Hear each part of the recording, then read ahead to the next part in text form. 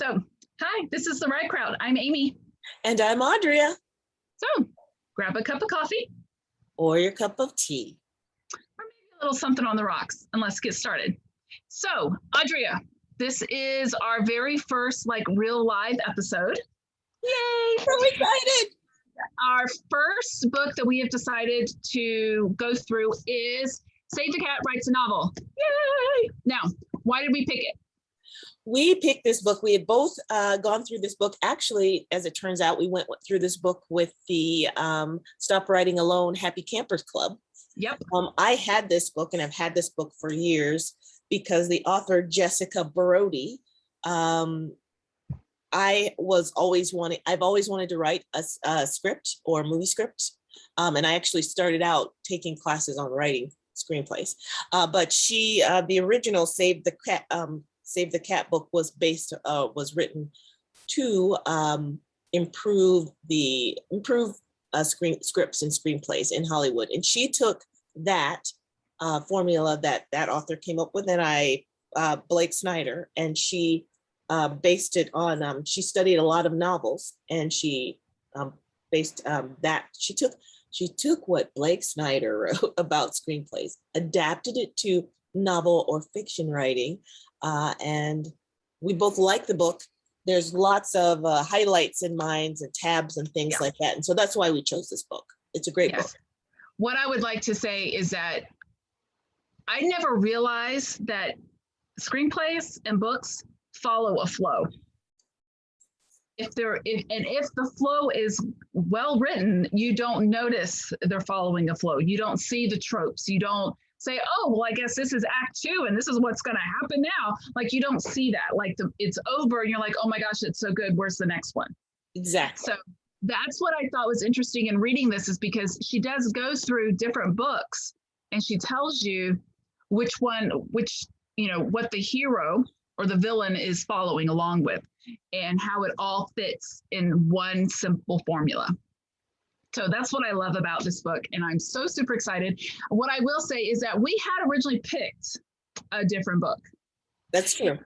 And then one of the things that I think we didn't say in our trailer, that now that this is the first episode, for anyone who didn't watch the trailer and you just randomly fell on this, bless your little heart. Make sure you go back and look at the trailer. We introduce ourselves, tell you who we are. But one of the things that we didn't mention is that everybody's writing schedule is going to be different. So some people are going to be writing while their kids are taking a nap.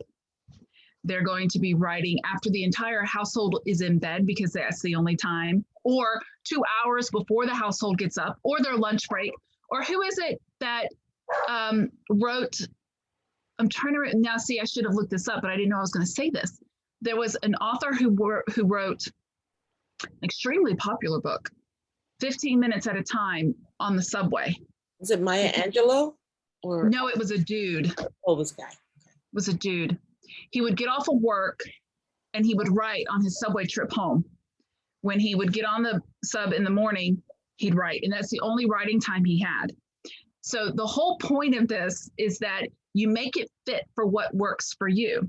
So we realized in the process of doing that other book that our lives were not at a place where we could follow the formula of that book and honestly say that we did it the way the book wanted us to do it. Yeah. So we decided, wait a minute, we've already read this one. Let's start with this one. And then by the time this one's over, our schedules will be better in line, and we'll have time to do the other one the way that it was meant to be done. Did I say that right? Okay. I'm gonna have to. I told you in the trailer, you're gonna get the real us. Yes. So that's true. And we forgot to mention in the trailer, I work full time. So I am writing in the cracks and crevices of my days. So before work, lunch hours, after work, a lot of time, and weekends and things like that when I can fit it in. So I don't have a 9-to-5 job, which honestly, when I had a 9-to-5 job, it was easier to find time because I knew I only had this amount of time to do it. now that I don't have a 9 to 5 job, it's like, oh, I've got time to do that later. Oh, I've got time to do that later. And then 3 days later, I still haven't written anything because I had time to do it later. So I literally totally convicted myself this morning of like, I need to actually make a schedule and stick to it and do it. And one of the things that started Audrey and I talking outside of the Stop Writing Alone group was that I needed accountability for some stuff. And I'm like, you'll keep me accountable. And so I think I need to add that to the list of, did you write today, Amy? And not just, did you like look at it? Did you actually like put words on paper? Like, did it happen today? Because if it doesn't happen, then my goal of getting my book that is closest to being ready into the editor's hands isn't going to happen by the fourth quarter because it's not going to be ready. So I need to get my butt in my seat and get my fingers on the keys and just get it done. So, okay, back to the book. Back to the book. So we chose this book because it is a personal favorite of mine. We have read it before. I have actually read it several times before I'd even read it with the Stop Writing Alone group. And so we wanted to go through Novice, I'd never heard of it. Never. And I actually got the screenwriter version first. And then they pulled this up and I was like, wait, what is that? I don't know what is that? Well, Save the Cat. What are you talking about? So yes. Yeah. So throughout this next 4 to 6 weeks, and I say 6 weeks because we have this intro or trailer for this book, and then we're going to have an end or a summary. We're going to be reviewing the book and going through exercises. We won't be spoiling the book for any of you. So if you are writers or want to be writers, you should go out and get Save the Cat Writes a Novel by Jessica Brody. But in the first week, we're going to go through chapters 1 through 3. In week 2, we're going to go over some of the genres, and we're going to do a little bit of that in week 3 as well. And then in that 4th week, we're going to go over some of the bonus material that I really like towards some of those end chapters in the book. And then we're going to have a wrap-up episode as well. In that wrap-up, we will announce our next book so that you have time to go out and get the next one so that you can do it along with us. And don't worry, when we're done with every book, we'll have what I'm calling a buffer video. You can call it whatever you want, but we'll have a buffer video that gives you time to get the book, maybe even start the book if you want to, because every video will be us doing that week's work from the previous week. So you don't want to come to week 1 and be like, okay, I've got the book, because week 1, we'll have an intro and then we'll have a week 1. Week 1 will be us discussing whatever we said we were already going to have done between the intro and week 1. So you don't have to do it that way, but if you want to follow it along, kind of like a book club kind of deal, then we'll let you know the week before what section we'll be at the next video. Exactly. Cool. So a couple of things that we wanted to point out in the introduction of this book is she goes over the difference between plotters and pantsers. Now, like I already said, I was a novice when this started, and I had no idea what anybody was talking about when they asked me if I was a plotter or a pantser. However, being the intellectual person that I am, I figured out that pantsing meant that you write from the seat of your pants. And I had no idea what plotting was because I'm not that intellectual. No idea what plotting was. So I had to have everybody explain to me. And I was like, oh, wait, I'm a pantser. I sit down and I just write. And whatever happens, happens. I have characters die that I thought were going to go to the end of his book. And they're dead in like the second scene. So that was how I always wrote. Audrey, you're more of a plotter. Well, I write mysteries, so a lot of those have to be plotted because you have to drop red herrings and hints and clues and things in the book. But for the most part, I am a pantser. So I'd say I'm actually a plotzer or a plantser. I'm not sure what the best hybrid word is, because I do like to just, something pops into my head and then I just go to the page and start writing. But I know there are things that have to happen in a mystery to sustain the mystery, hopefully, for the reader. So hopefully. I do have an outline that I start to plug in, but I do a lot of free writing. That's cool.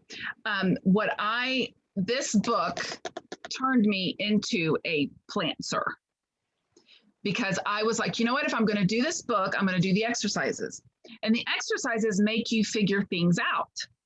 Well, in doing so, I was like, oh, well, that was an idea I probably wouldn't have come up with if I had just been writing about it, because she makes you stop and think about stuff. Mm-hmm. So this book turned my opinion of what works for me and turned me into, I call it a plantser. So, and you can call it whatever you want. So what else is in the, do I? I said, whatever works for you to get the words on the page is. So what other thing did we want to talk about in the introduction? Well, there's one thing, it's the F word. And I know that you don't like, not that F word. It's that is not the right channel for this. That's right. And that word is formula. Okay. In the introduction, she breaks down how most writers, they don't like the word formula or genre, and she really breaks down why formula is not a bad word. It is an F word, but it is not a bad word. And the reason there are formulas that work, or beats in a story that work, beats in a movie that the screenwriters are trying to hit, is because those are things that as human beings we look for in story. We've looked for in story throughout all time. We need a hero. We need someone to root for. We need to know what the book is about. And she breaks those things down a little bit, the genres and formula and what it can mean, and how you can have a formula and still have a book that is completely like no other anybody has ever written. Right. She breaks that down in the introduction. Right. She also goes over the structure and the different parts of what your book should like the hero and all the different beats and your acts and what, like you said, the genre and things like that. So she also goes over that, and towards the end, she'll have, at the end of the book, she'll have frequently asked question section. Yes. I do voiceover work, can't you tell? Okay. So other than that, is there anything else that you wanted to say about Save the Cat and why we picked it? No, it's a great book. I am so happy that we're going over this book.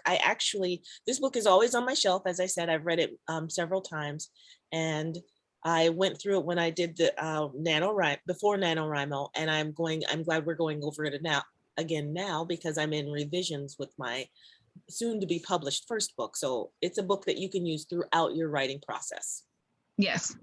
And before we wrap up, I want to say that Audrey just mentioned NaNoWriMo, and I mentioned it in the trailer. So in case anyone out there is a novice, like I was when I first started this whole process a year and a half ago, and had no idea what NaNoWriMo is, it's the National Novel Writing Month, and it takes place in November. And writers across the world participate. And the goal of NaNoWriMo is to get 50,000 words written from November 1st to November 30th, and then you win. So that is something that we will be participating in November.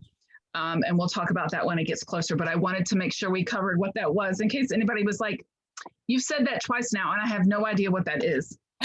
Good idea. So I want to make sure. The last thing I want to do is I want to read to you her very last sentence of the introduction, because I think it's like really what kicks off the book. It says, your main character is waiting, and they have a huge problem. Ooh. Dun, dun, dun. Who doesn't want to read that? I know, right? Or write that. So check us out next week for episode 2, where we go over the first parts of Save the Cat Writes a Novel. We'll talk to you later. Bye. Bye.